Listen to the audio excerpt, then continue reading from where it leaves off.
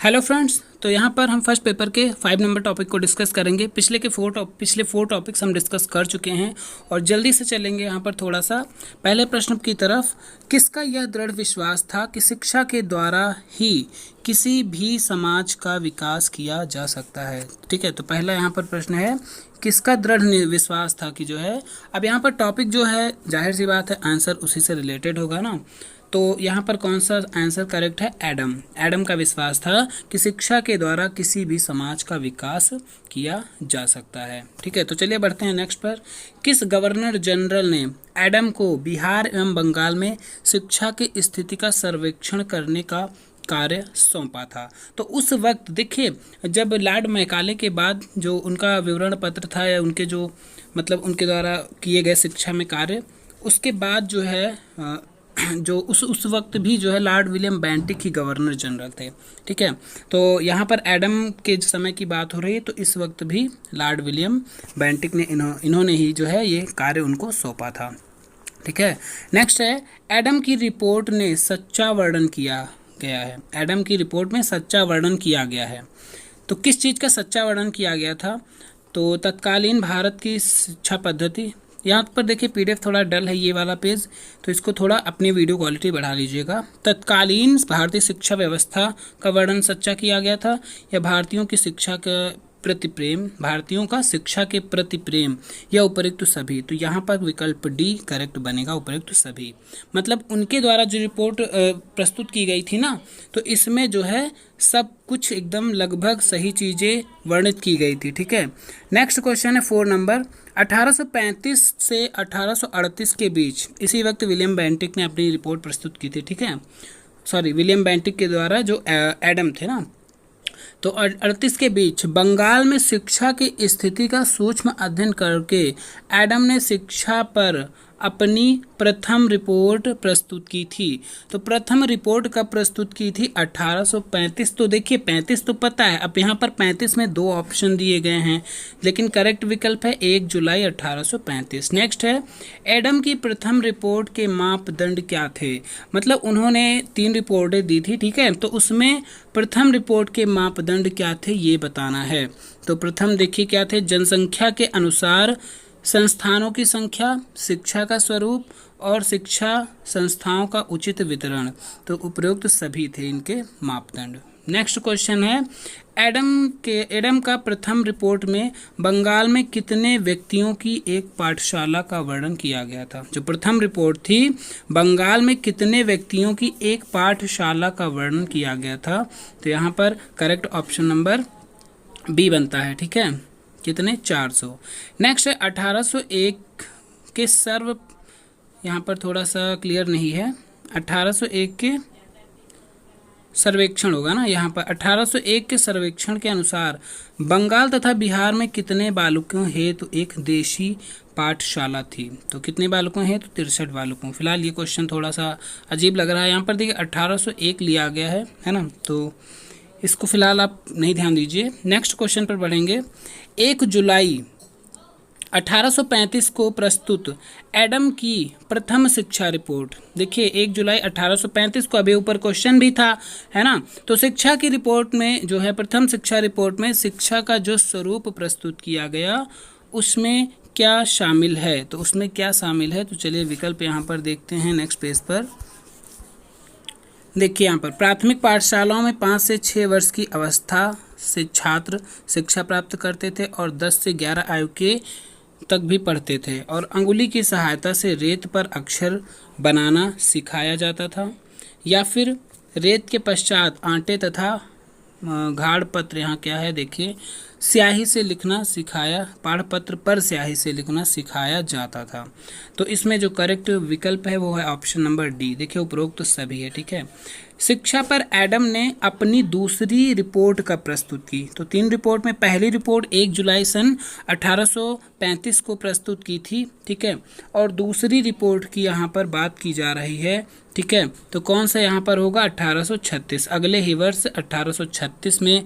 अब यहाँ 36 के ऑप्शन कई सारे दिए गए हैं। ठीक है, तीनों ऑप्शन है, लेकिन ये करेक्ट विकल्प ए वाला है। नेक्स्ट है शिक्षा पर एडम की दूसरी रिपोर्ट किस जिले में किए गए सर्वेक्षण पर आधारित थी? जो दूसरी रिपोर्ट थी किस जिले में सर्वेक्षण पर आधारित थी?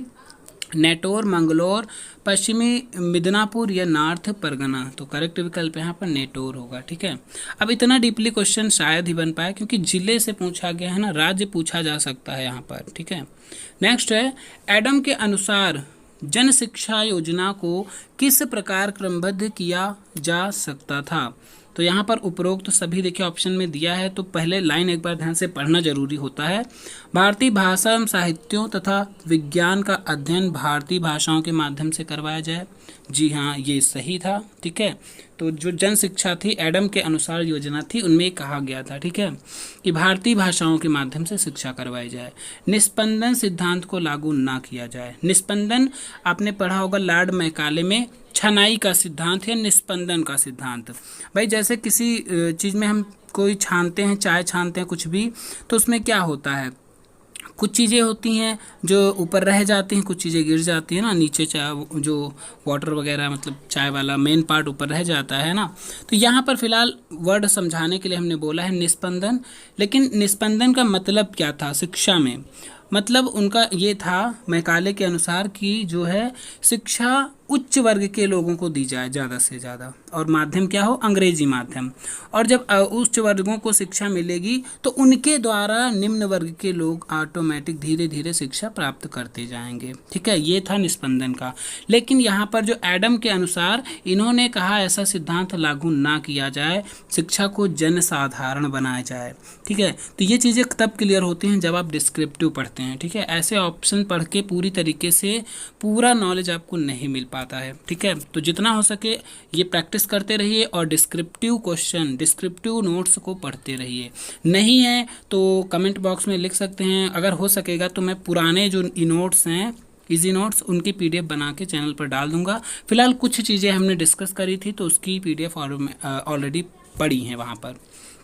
तो कृषि प्रधान देश होने के कारण यहाँ कृषि शिक्षा की व्यवस्था की जाए, बिल्कुल सही था, है ना। तो ये उपरोक्त सभी करेक्ट विकल्प बनेगा। ठीक है, तो चलिए यहाँ पर बढ़ेंगे अगले प्रश्न पर। 12 नंबर प्रश्न है, सरकार की तरफ से स्कूलों को आर्थिक सहायता दिए जाने की सिफारिश किस प्राच्यवादी विचारक की थी? तो किस प्राच्यवादी? एडम की। तो देखिए कुछ प्राच्यवादी विचारक थे और यहाँ पर कुछ जैसे मैकाले क्या था, वो पाश्चात्यवादी विचारधारा का वो था ना। लेकिन उसके बाद जो एडम आया वो प्राच्यवादी था। प्राच्यवादी विचारक मतलब जो भारत में जैसे शिक्षा चल रही थी उसी के अकॉर्डिंग उसकी संस्कृति, उनकी भाषा, ये सब चीज़ें होनी चाहिए थी प्राच्य के अकॉर्डिंग।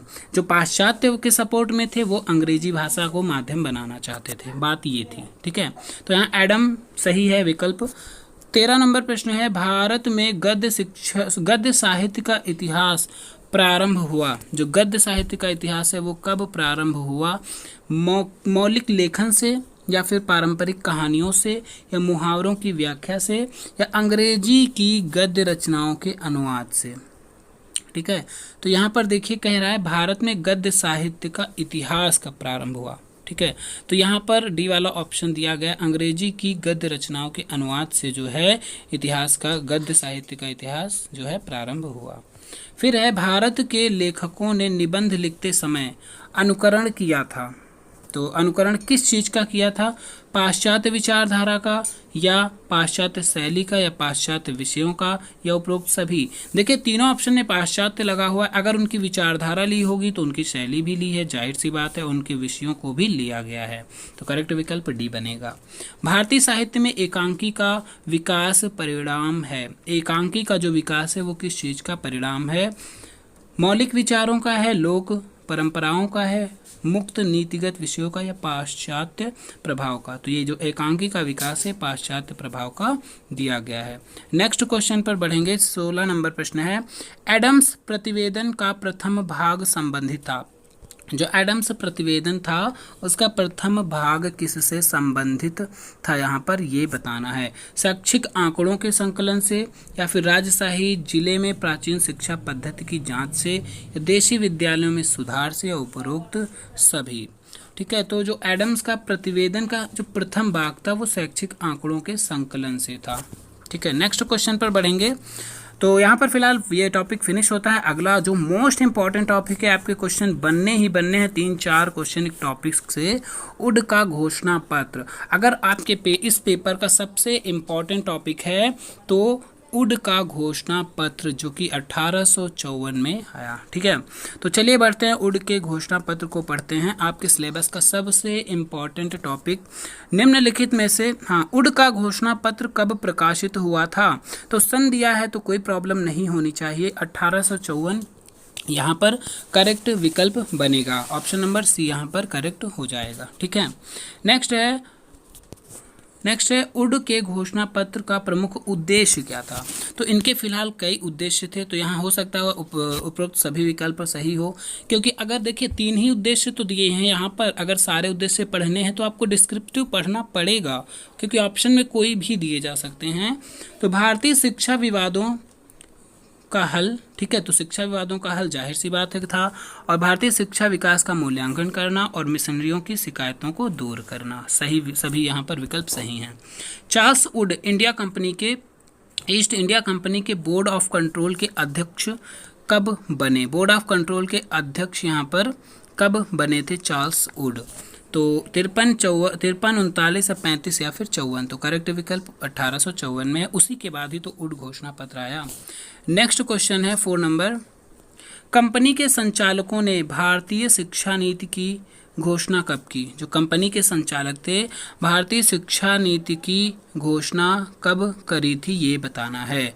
तो कब करी थी? 19 जुलाई 1853 या 1 जुलाई 1855 या 19 जुलाई 1854 या 20 जुलाई 1853। तो ठीक है, तो यहाँ पर करेक्ट विकल्प ऑप्शन नंबर सी है, 19 जुलाई 1854। ठीक है, यहाँ पर ये अगर उड के घोषणा पत्र की बात करें तो लगभग सारी घटनाएं 1854 से ही संबंधित लगभग रहेंगी।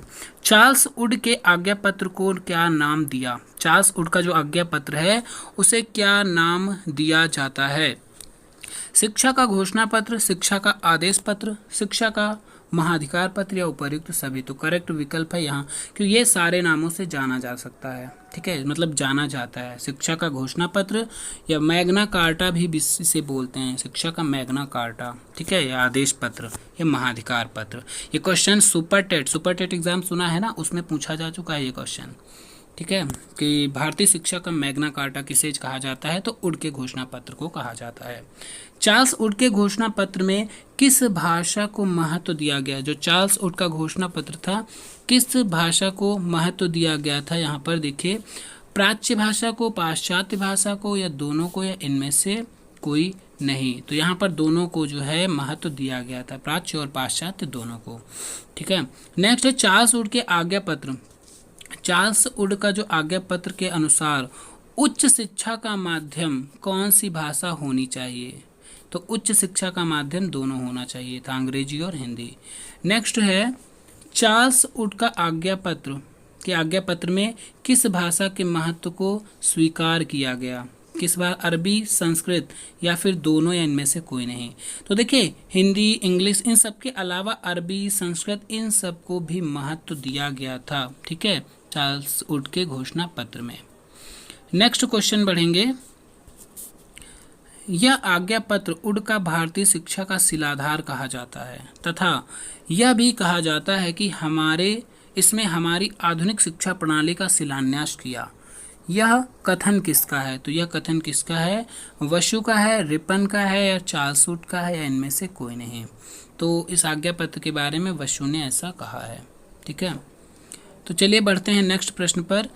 अब यहाँ पर भी कथन दिया गया है, इसको फिलहाल हम डिस्कस नहीं करेंगे। हमने बोला था पिछले वीडियो में कि जो है आप कथन वाली चीज़ें आप खुद पढ़िए, है ना, इसमें मुझे समझाने की फिलहाल ऐसी कोई ज़रूरत नहीं है। ठीक है, तो यहाँ पर 9 में ए होगा। ठीक है, नेक्स्ट क्वेश्चन पर बढ़ते हैं। 12 नंबर प्रश्न, 11 तक हो गया आपका। 12 नंबर पर क्वेश्चन देखते हैं।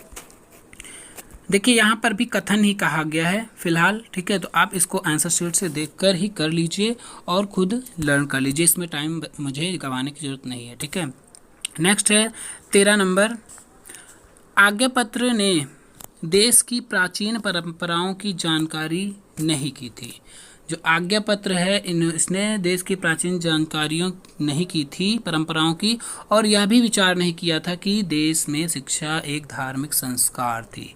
यह कथन किसका है? तो यहाँ पर कई सारे कथन पूछे गए हैं बारी बारी से। फिलहाल यह कथन डॉक्टर मुखर्जी जी का है।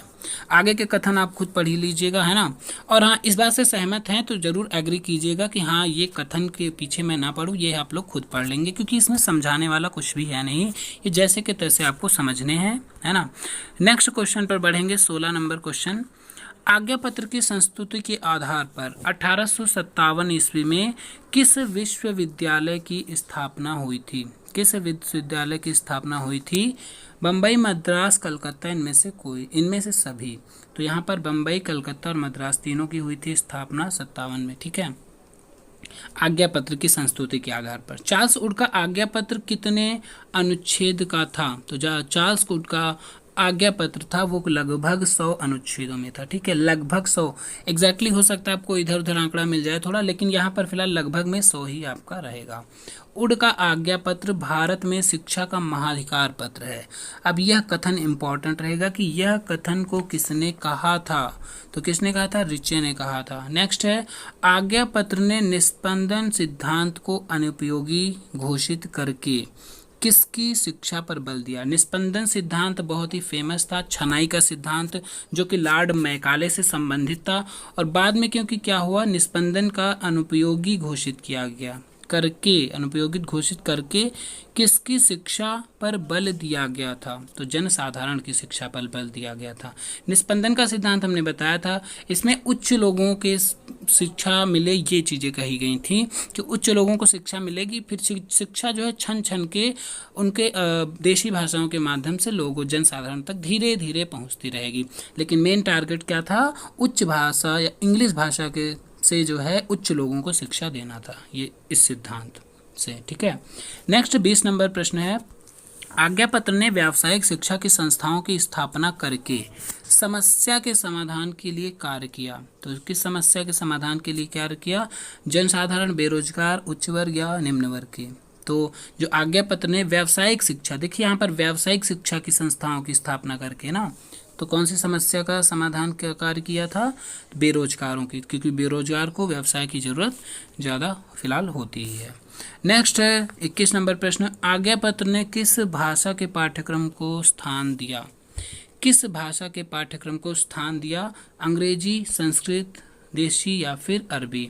तो यहाँ देशी भाषा, देखिए यहाँ पर संस्कृत भाषा भी सही है, अरबी भाषा भी सही है, ठीक है। तो इसमें लेकिन ये ऑप्शन ऐसा है, जब कई ऑप्शन आपको सही लगे तो वहाँ पर एक ऑप्शन ऐसा जरूर दिया होगा जिसमें सारे ऑप्शन समाहित हों, ठीक है। तो देशी भाषा में कौन सी? अरबी आती थी, संस्कृत आती थी, है ना। तो ये देशी भाषा इसी के अंतर्गत समाहित हैं, तो करेक्ट विकल्प यहाँ पर 21 नंबर बनेगा। 22 नंबर प्रश्न है, आज्ञा पत्र ने किस भाषा को माध्यम बनाया? तो किस भाषा को माध्यम बनाया था? अंग्रेजी भाषा को, संस्कृत भाषा को, देशी भाषा को या फिर अरबी भाषा को, ठीक है। तो यहाँ पर देखिए क्वेश्चन कंफ्यूज करने वाला है आपको। जैसे ऊपर का क्वेश्चन दिया था, किस भाषा के पाठ्यक्रम को स्थान दिया? अब यहाँ पर देखिए इस क्वेश्चन में 21 और 22 में थोड़ा सा अंतर है, ध्यान से समझिए, कंफ्यूज मत होइए। किस भाषा के पाठ्यक्रम को स्थान दिया? तो पाठ्यक्रम में देखिए देशी भाषाओं को स्थान दिया, जिसमें अरबी, संस्कृत, है ना, अंग्रेजी, ये सब आती थी। पाठ्यक्रम में समाहित किया अंग्रेजी के अलावा संस्कृत, अरबी, जो देशी भाषा के रूप में आती थी।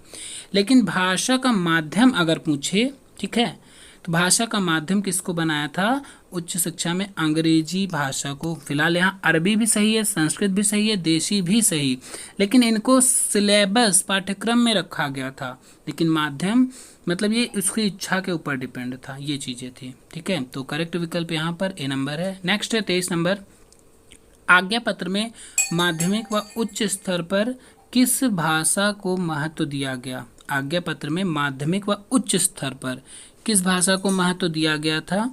हिंदी को, अंग्रेजी को, संस्कृत या फिर अरबी?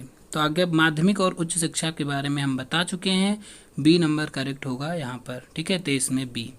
नेक्स्ट है, आज्ञा पत्र ने भारत में विश्वविद्यालय की स्थापना करने के लिए किस विश्वविद्यालय को आदर्श माना? तो किस विश्वविद्यालय? लंदन विश्वविद्यालय को आदर्श माना था। नेक्स्ट क्वेश्चन पर बढ़ेंगे। 25 नंबर क्वेश्चन है, घोषणा पत्र के अनुसार बालक की शिक्षा का माध्यम कैसा होना चाहिए? तो कैसा होना चाहिए माध्यम? बालक, यहाँ बालक पूछा है तो प्राथमिक, ये वर्ड को समझिएगा, यहाँ पर बालक की शिक्षा की बात हो रही है। तो देशी भाषा, संस्कृत, मातृ या फिर हिंदी। तो ये घोषणा पत्र काफ़ी इंपॉर्टेंट रहेगा, इसको ज़रूर एक्सप्लेन से आप पढ़ लीजिएगा, ठीक है। तो यहाँ पर मातृभाषा, बालक के लिए मातृभाषा शब्द का प्रयोग किया गया है। नेक्स्ट है, आज्ञा पत्र में अरबी व फारसी को स्थान दिया गया।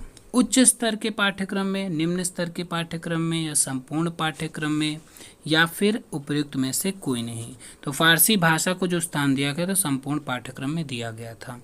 भारतीय शिक्षा में एक नए युग का आरंभ हुआ, जिसे कहते हैं, तो जिसे क्या कहते हैं? महाधिकार पत्र कहते हैं। फिलहाल ऑप्शन नंबर बी है, आज्ञा पत्र और घोषणा पत्र, ठीक है। अगर यहाँ पर देखिए, भारतीय शिक्षा में नए युग का आरंभ इसी महाधिकार पत्र से हुआ था, उनका घोषणा पत्र, ठीक है। लेकिन यहाँ पर देखिए, घोषणा पत्र आज्ञा पत्र से क्लियर नहीं हो रहा है, इसे महाधिकार पत्र। अगर यहाँ पर इनमें से सभी होता, ठीक है, तो ये हम इनमें से सभी टिक कर सकते थे। क्लियर? तो यहाँ पर बी वाला ऑप्शन फिलहाल ऑप्शन के अकॉर्डिंग हम करेंगे, ठीक है। तो चलिए अगले टॉपिक पर बढ़ेंगे यहाँ पर। और एक चीज़ और, कुछ लोग पूछते हैं क्या सारे क्वेश्चन इसी से फंस जाएंगे? तो मैं बता दूं आपको, जरूरी नहीं है सारे क्वेश्चन इसी से फंसें। यहाँ पर एक पैटर्न डिसाइड किया गया है। आपको देखिए, जब विस्तृत पढ़ते हैं उसमें कई सारे क्वेश्चन टॉपिक से घुमा फिरा के बन सकते हैं। तो फिलहाल ये है 70 से 80% क्वेश्चन जरूर इसमें से मिलेंगे, लेकिन और एक्स्ट्रा आपको मेहनत करनी पड़ेगी, ये तो 100% क्लियर है। नेक्स्ट टॉपिक है 7, भारतीय शिक्षा आयोग, जिसे हंटर आयोग के नाम से जाना जाता है, ठीक है। तो 1882 में आया हंटर आयोग। चलिए इसके क्वेश्चन को हम देखते हैं तेजी से। भारतीय शिक्षा आयोग का गठन, तो इसे देखिए, इसका दूसरा नाम भी है, ठीक है, शिक्षा आयोग, भारतीय शिक्षा आयोग या हंटर आयोग, तो दोनों नामों से आपको याद रखना है। तो इसका जो गठन हुआ था वो कब हुआ था ये बताना है आपको, ठीक है। तो कब गठन हुआ था? देखिए 1882 तो आपको याद रखना ही रखना है, लेकिन डेट भी अलग अलग दी जा सकती हैं। तो ऑप्शन नंबर बी यहाँ पर करेक्ट होगा, 3 फरवरी 1882। नेक्स्ट है, भारतीय शिक्षा उद्योग की किसने नियुक्त की? भारतीय शिक्षा उद्योग नहीं, आयोग, सॉरी, भारतीय शिक्षा आयोग की किसने जो है नियुक्त करी थी? Lord Canning, Lord Dalhousie, Lord Ripon या लॉर्ड मैकाले। तो उस वक्त देखिए, जो भारत का वायसराय होगा वही तो नियुक्त करेगा। तो उस वक्त भारत का वायसराय कौन था? लॉर्ड रिपन था, ठीक है। तो करेक्ट विकल्प यहाँ पर सी बनेगा। सन 1880 में ब्रिटिश लोकसभा द्वारा भारत का गवर्नर जनरल किसे नियुक्त किया गया था? तो 1880 में ही आपको याद होना चाहिए, लॉर्ड रिपन को नियुक्त किया गया था। और इसके पहले कौन था? लॉर्ड लिटन था, ठीक है। नेक्स्ट है, भारतीय शिक्षा आयोग के गवर्नर जनरल ने कार्यकारिणी का सदस्य किसे नियुक्त किया गया था? तो यहाँ पर देखिए, जब 1880 में लॉर्ड रिपन को वायसराय के रूप में नियुक्त किया गया, तो भारतीय शिक्षक आयोग जो था उसके गवर्नर जनरल ने, मतलब इसके गवर्नर जनरल जो लॉर्ड रिपन थे, कार्यकारिणी का सदस्य किसे बनाया था? तो किसे बनाया था? विलियम हंटर को। और इन्हीं के नाम पर इसका पड़ा था हंटर आयोग, ठीक है। इन्हीं के नाम पर क्या पड़ा था? इसका नाम हंटर आयोग। जबकि लॉर्ड डलहौजी, जैसे आपको पता है, इनका नाम बहुत फेमस है, लेकिन ये उड़ के घोषणा पत्र के समय से संबंधित है, लॉर्ड डलहौजी, ठीक है।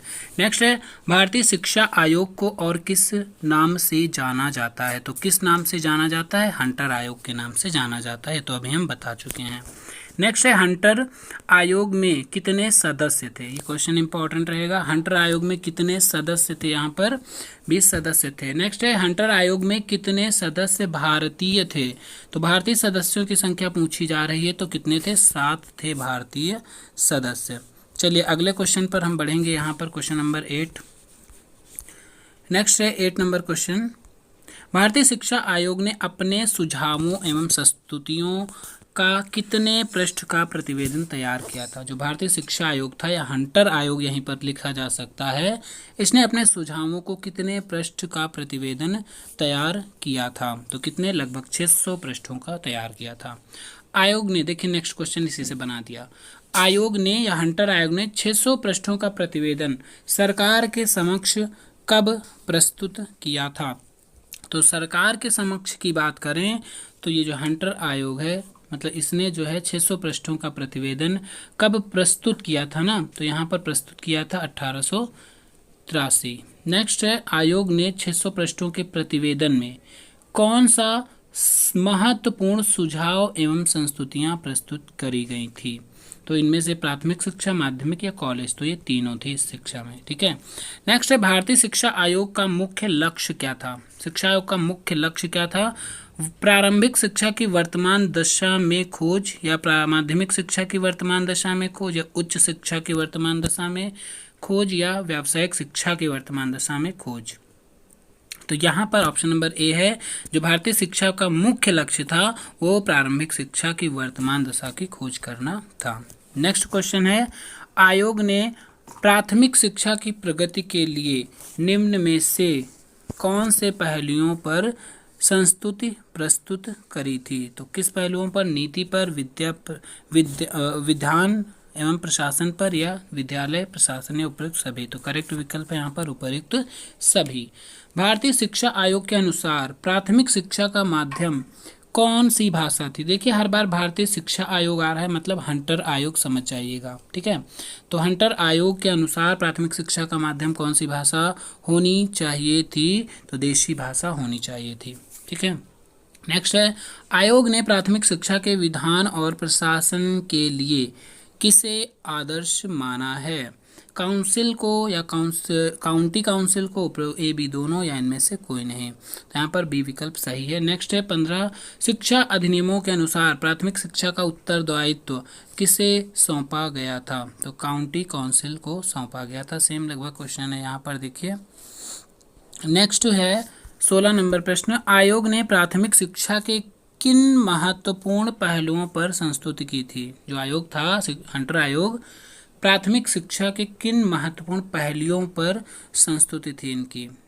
विधान एवं प्रशासन, वित्त, देशी विद्यालय, उपयुक्त सभी। तो ये सब में थी। ठीक है, भारतीय शिक्षा आयोग में प्रारंभिक शिक्षा के कौन कौन से कार्य होंगे। तो कौन कौन से कार्य होंगे, अपनी आय व्यय का वार्षिक विवरण तैयार, स्कूलों का समुचित अभिलेख रखना, स्कूलों के भवन बनवाना, या सभी। तो ये इससे सभी लक्ष्य थे, कार्य थे।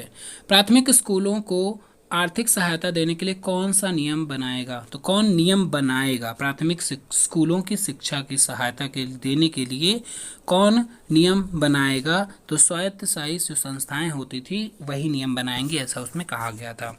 तो आयोग ने प्राथमिक शिक्षा के विद्यालय प्रशासन के लिए किन विषयों पर संस्तुति दी। प्राथमिक शिक्षा के विद्यालय प्रशासन के लिए किन विषयों की संस्तुति दी थी। पाठ्यक्रम पर, परीक्षा प्रणाली, या पाठ्य पुस्तकों। तो इन सभी पर उसने अपनी सहमति या संस्तुति दी थी। अगला प्रश्न है, आयोग ने प्राथमिक शिक्षा के लिए शिक्षक प्रशिक्षण में क्या संस्तुतियां प्रस्तुत की थी। तो शिक्षक प्रशिक्षण में यहाँ पर देखिए, प्रत्येक विद्यालय निरीक्षक अपने अधीनस्थ निरीक्षक विद्यालय कार्य करे, सही है। राजकीय या सहायता प्राप्त विद्यालयों में आवश्यकताओं की पूर्ति की जाए, ये भी सही। शिक्षण स्तर में गुणात्मक सुधार हो, ये भी सही। मतलब करेक्ट विकल्प आंसर नंबर डी है। चलिए बढ़ेंगे अगले प्रश्न पर। 21 नंबर प्रश्न है, आयोग के अनुसार प्रारंभिक शिक्षा के लिए प्रांतीय सरकारें कितना कोष स्थानीय निकायों को प्रदान करें। ये सब इस आयोग के अनुसार बात करी गई है। ठीक है, तो कितना कोष जो है ये इनका जो है प्रांतीय सरकारें कितना कोष स्थानीय निकायों को प्रदान करें, इसके अनुसार ए और बी दोनों सही है। 1/D मतलब संपूर्ण व्यय का 1/3 और स्थानीय कोष का 1/2। आयोग के अनुसार प्राथमिक शिक्षा से संबंधित देशी विद्यालयों का भार किसे सौंपा जाए। तो देशी विद्यालयों का जो भार था वो किसे सौंपा जाए, स्थानीय परिषदों को सौंपा जाए, ऐसा आयोग में कहा गया था। नेक्स्ट है, सरकार, ये यहाँ पर फिलहाल वो कहा गया कथन, आप खुद पढ़िए, नीचे भी कथन दिया गया है ना। लास्ट क्वेश्चन चलिए देख लेंगे, आयोग ने माध्यमिक शिक्षा में पाठ्यक्रम को कितने भागों में बांटा है। तो हंटर आयोग ने माध्यमिक शिक्षा को में पाठ्यक्रम को कितने भागों में बांटा है। अ कोर्स, ब कोर्स, या दोनों। तो दोनों टाइप के इसमें कोर्स में बांटा गया था। तो यहाँ पर टॉपिक 7 भी फिनिश होता है। नेक्स्ट टॉपिक को लेकर हम मिलेंगे नेक्स्ट वीडियो में। फिलहाल आपको आपका कोर्स ये जो प्रैक्टिस चल रही है ना, इसको मैं कंप्लीट कराऊंगा, कैसे भी कराऊं आप बेफिक्र रहिए। लेकिन एक बात तय है कि आपको ये प्रैक्टिस के साथ साथ पूरी तरीके से इस पर डिपेंड मत रहिए। आपको डिस्क्रिप्टिव पढ़ना पड़ेगा तो पढ़ना पड़ेगा। अगर केवल पास होना चाहते हैं तो वो बात अलग है, तो इसके लिए मैं कुछ कह ही नहीं सकता। फिलहाल चलिए मिलेंगे फिर अगले दिन, मतलब फिलहाल अगले शाम टाइम में आपको, जो कि लंबी मैराथन मिलने वाली है। ठीक है, तो चलिए धन्यवाद।